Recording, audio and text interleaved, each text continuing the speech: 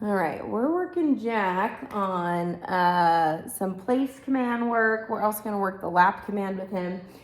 So one thing that we noticed was when my daughter was doing a little bit of this stuff with him, he was starting to get super mouthy with her.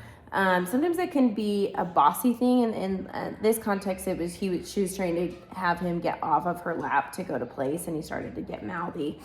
And so, a couple things that I want to work in this exercise is just make sure that he knows when it's appropriate to come into our laps, and when we tell him off, that we have a target like a place bed. So we're gonna send him into our space.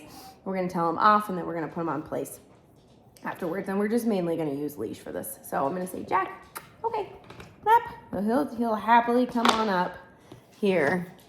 Let me kind of help him a little bit. So he's totally happy to me kind of manipulate him and those kinds of things. And we've done this quite a bit tonight, so he's getting a little bit tired with it, and he wants to be in my space, which is good. I don't want to discourage that, so I'm not using a lot of e-collar with this yet, but eventually when I say off, I will add e-collar, and then he knows e-collar with the place command, so I can use it in that regard. But just for the sake of something new, I'm showing him with just leash. So then from here, oh, this is so snuggly.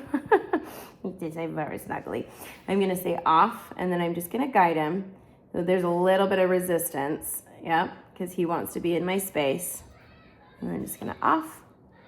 Good, place. And we've done this a couple times, so good boy, good job. And he obviously knows place. We've worked this before, but this is something that can be really functional. So we can build speed with this. He's already had his dinner for the night, and it's the end of the evening. He's tired.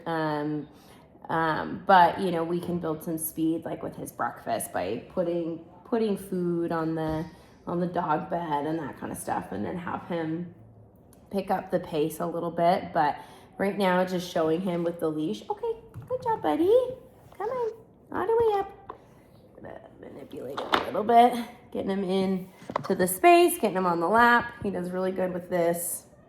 I got a train behind me. Good boy. Good job. I want to do it. I'll let him sit here for a second. Says, are you getting tired? He is getting tired. It's the end of the day. Okay, so I'm going to try this again. Jack, off. Good. So a little less pressure there. I still use the leash, but good boy. Good place. Good boy. And I'm just going to end there. So he's tired. I'm going to let him win with that, let him rest. But those are some things, like sometimes we'll see stuff and we need to troubleshoot it, as he just was like, no, I don't want to leave this space. I don't want you to put me on place. I don't want to get off. And so we just want to make, like, all of that mouthiness is communication. If it were to be the other way, where Hetty was trying to like get him to snuggle him and he was being mouthy, then we could look at that and say, okay, maybe he is overstimulated and does need a break. But in that specific context, it was mostly just bossy. So it's good to have those rules and boundaries.